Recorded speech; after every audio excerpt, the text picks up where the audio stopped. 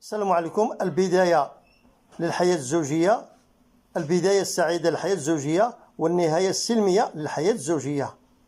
الإنسان تيقلب على شي بنت الناس اللي بغى يتزوج معها على سنة الله ورسوله، وتيدير المسائل كلها شرعية وكلها قانونية، وتيبحث على شي وحدة اللي غادي تكون اللي غادي تعيش معه طول حياته.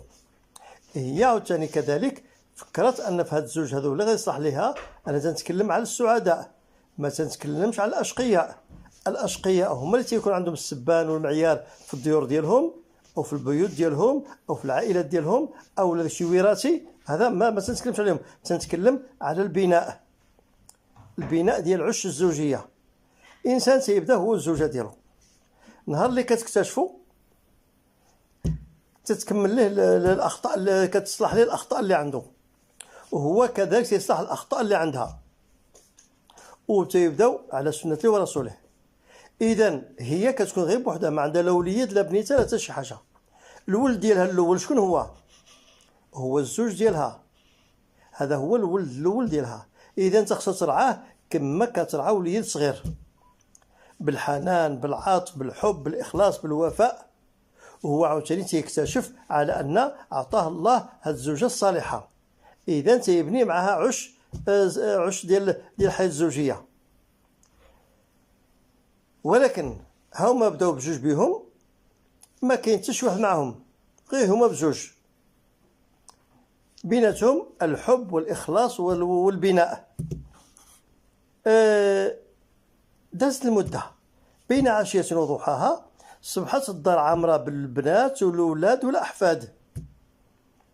اذا ما بقات شي بوحدها، ما بقاوش بوحدهم.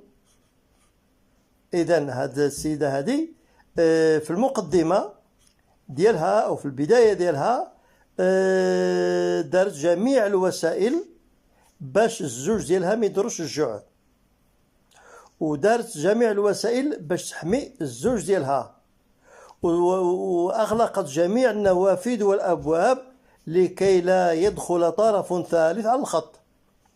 اذا هاد النتيجه صبحوا عندهم بنات واولاد واحفاد.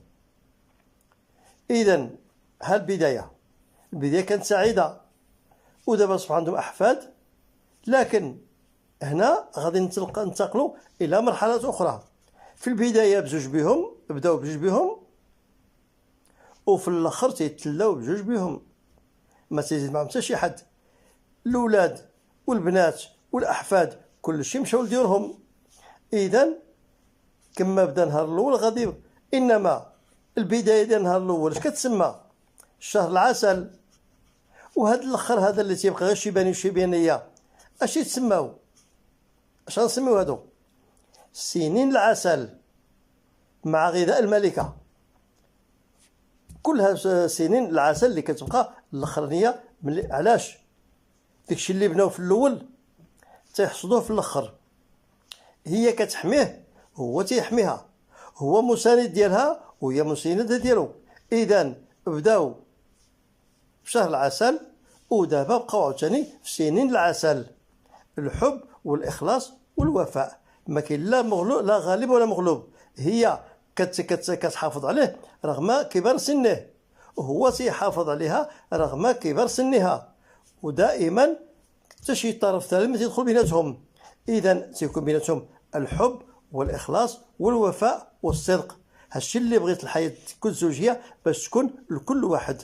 الله يسعدكم جميعا، ونتمنى لكم السعاده في الدنيا والاخره، ونتمنى لكم تكونوا بخير وعلى خير. انا عطيتكم نموذج اللي بغى يختار وبغى يتزوج يختار النقله الطيبه، يختار مع من غادي يحرص، بلا سبان بلا معيار بلا الكلام الخسر. السلام عليكم ورحمه الله.